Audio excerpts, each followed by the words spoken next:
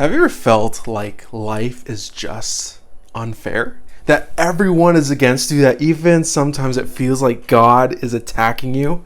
Well, you're probably not alone. A lot of people have this idea that they are special. And that gives us this hero complex that everything must go right for me and everything in my life, every plan must go according to plan. But often that is not the case.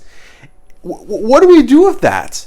What happens when we get in a car crash? What happens when we lose money? What happens when we get scammed? What do we do with all of these scenarios that life throws at us? I want to share a little story from the book of Ezekiel that might give us some insight of what is really happening here. If you know anything about Ezekiel, you know that Ezekiel was a prophet during the Babylonian captivity when Jerusalem, God's holy city, at one point had been this beautiful place filled with worship and honoring God and seeking his presence. But over the course of time, the kings had made it not that at all. It was actually a place where they were selling idols in the marketplace, where they were seeking other gods. And Jeremiah, the prophet during that time, told them, if you don't change, then Babylon's going to come and destroy this whole city. Well, they didn't listen, and eventually they were taken into captivity.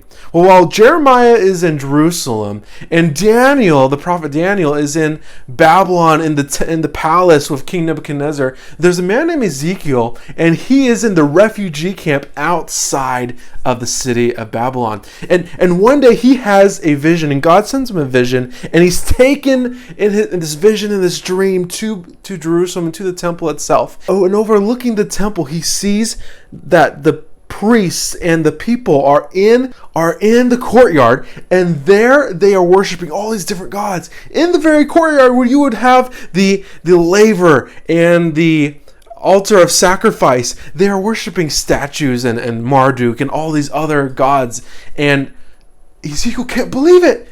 He's thinking to himself, why are they worshiping and facing the opposite direction of God?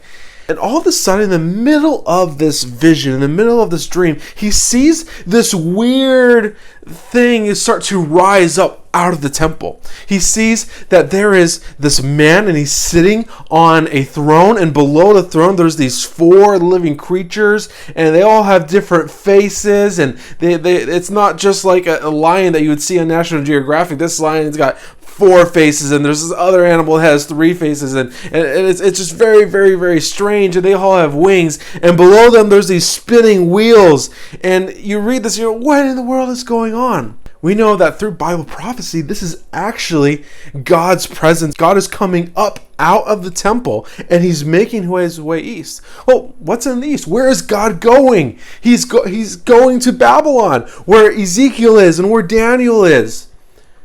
And what does this all have to do about my troubles today? What is this man sitting on a throne with these with these 4 living creatures and these spinning wheels have to do with anything that I'm going through today? Ezekiel and the other Jews were distraught. They had felt abandoned by God. They were now sent to Babylon, and they were in refugee camps, and they were in a place filled with all these different gods, and the culture was totally different. And it would have been very, very easy for them to just feel, well, God has abandoned us. He doesn't love us. He isn't seeking after us anymore. When in fact the opposite was true. That even when we abandon God and go against him and make our own choices and go in our own directions, God still follows us, just as he was following Ezekiel. And so this was a message to Ezekiel and to the rest of the people of encouragement and of hope, that even as you go far off because of your disobedience, I'm not going to go and send you in a corner and wait for your behavior to change.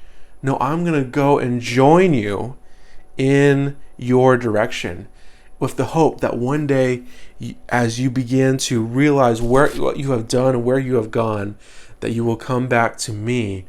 And that is where I want to share a passage from the book of Ezekiel. Ezekiel 11:19 says, I will give them one heart, and I will put a new spirit within them. I will remove their heart of stone from their flesh and give them a heart of flesh. God understood that this is a heart problem that was going on with the Jews, because they had sought other gods and they had been in rebellion.